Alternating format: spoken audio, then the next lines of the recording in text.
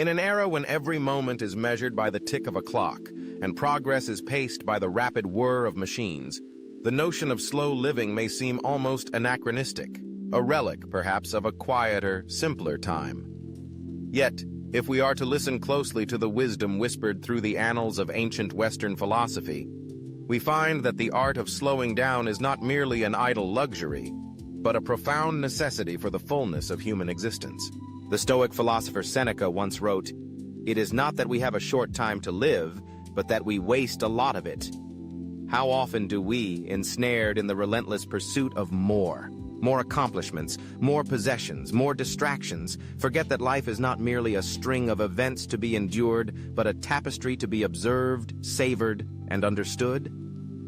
Seneca's words call us to a radical recalibration, urging us to abandon unexamined busyness and instead embrace the sacred pause. In slowing our pace, we become rich in presence, finally able to observe the subtle miracles in the texture of our lives. Consider, too, the wisdom of Socrates, who taught that an unexamined life is not worth living. To examine, to truly see and reflect, requires time, quiet, and intention. The slow rhythm of observation reveals intricacies swept past by the hurried glance. What layers lie hidden in our daily routines, waiting to be discovered, savored, contemplated? Is it not in the detail? A leaf shifting in the breeze, the laughter of a child, the fragrance of morning dew, that we find the profundity of being. The philosopher Aristotle believed that eudaimonia, or human flourishing, is attained not through frenetic activity, but by living in harmony with one's nature, given its fullest expression through contemplation.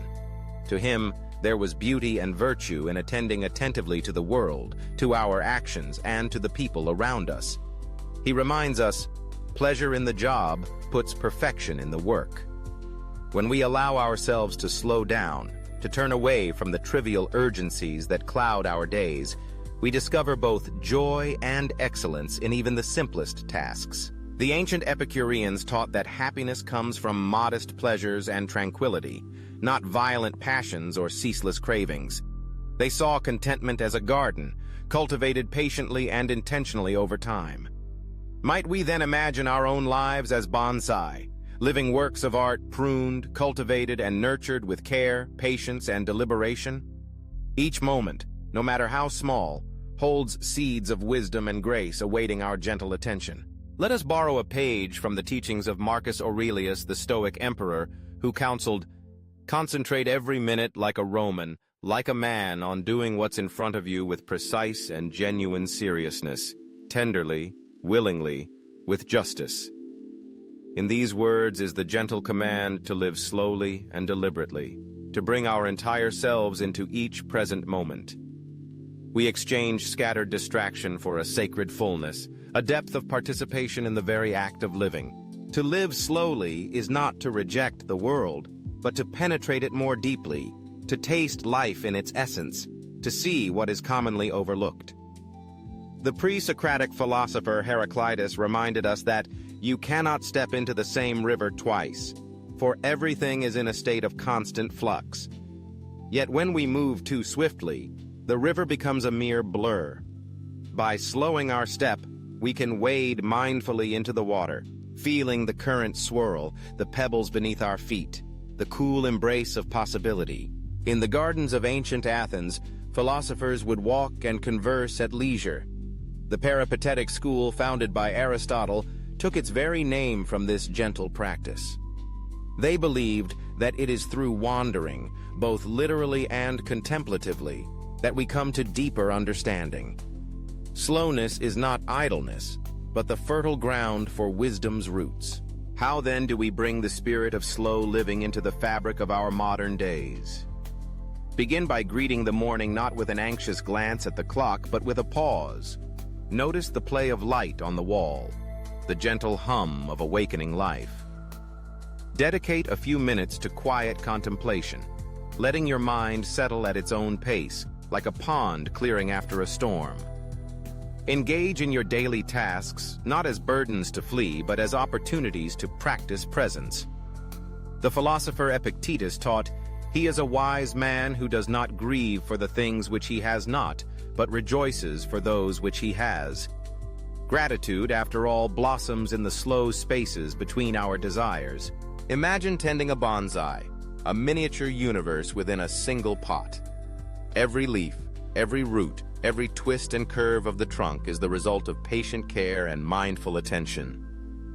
You do not sculpt such beauty by rushing or by force, but by returning regularly, hands gentle, eyes discerning, heart attuned to the slow pulse of nature.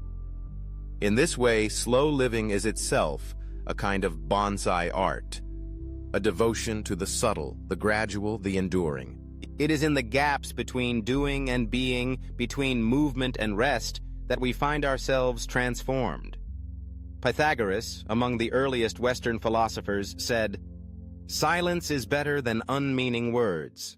Let silence, then, enter your life, not as an absence but as a presence, a space in which the soul may speak and wisdom may take root."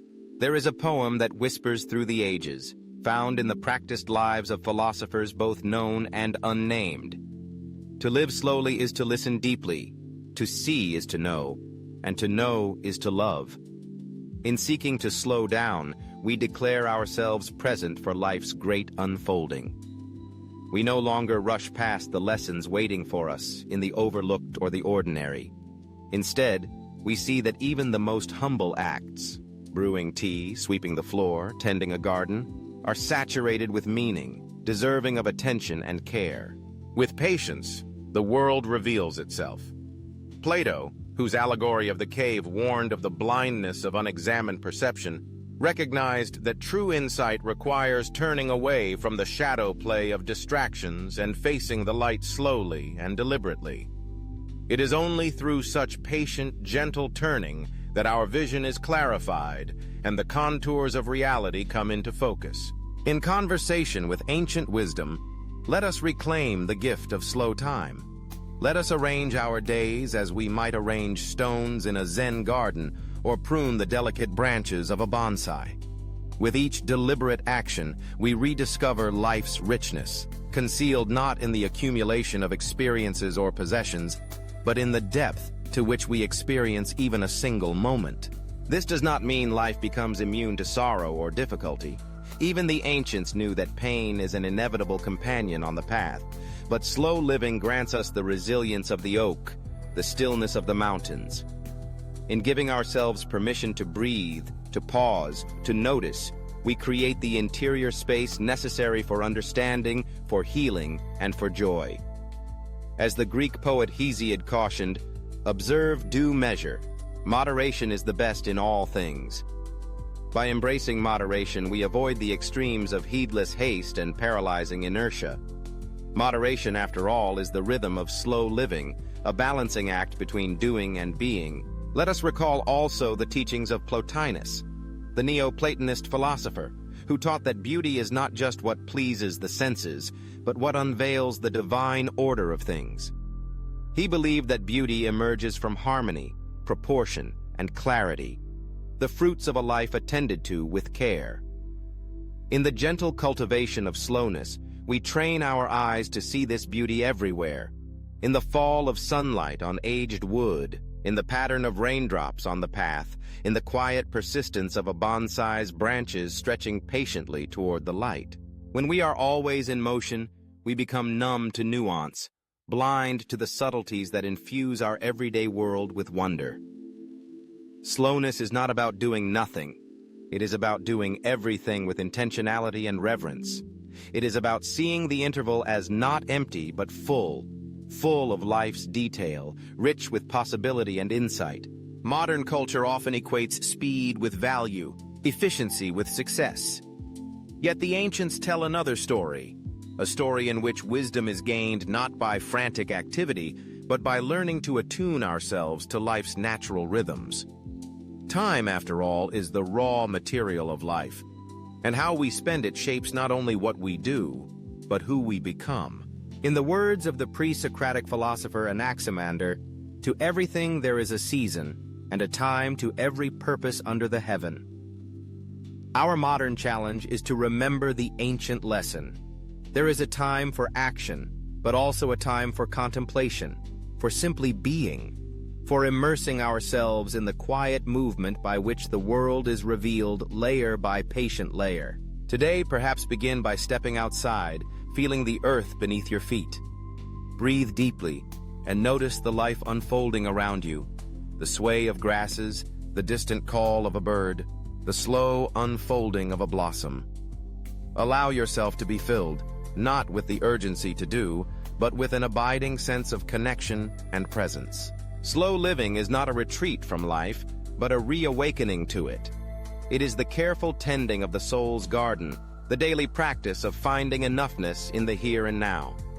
It asks not that we give up ambition or withdraw from the world, but that we approach our journey with patience and humility, trusting that what is essential will reveal itself if only we are willing to wait, to watch, to listen.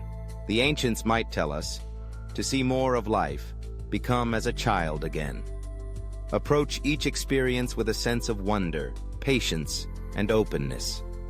Reclaim the freshness of attention that comes when we are unhurried, when we truly inhabit each breath, each movement, each encounter. And so, in the spirit of the old philosophers and the patient art of bonsai, may you find the courage to slow down, to attune your heart and mind to the quiet rhythms beneath the surface, to see deeply, to feel fully, and to live at last in the fullness of each passing day. In this way, we honor our own lives and those of others by living not merely on the surface, but in harmony with the profound wisdom that lies at the heart of existence. The invitation is simple: see more of life, and in doing so, become more truly alive.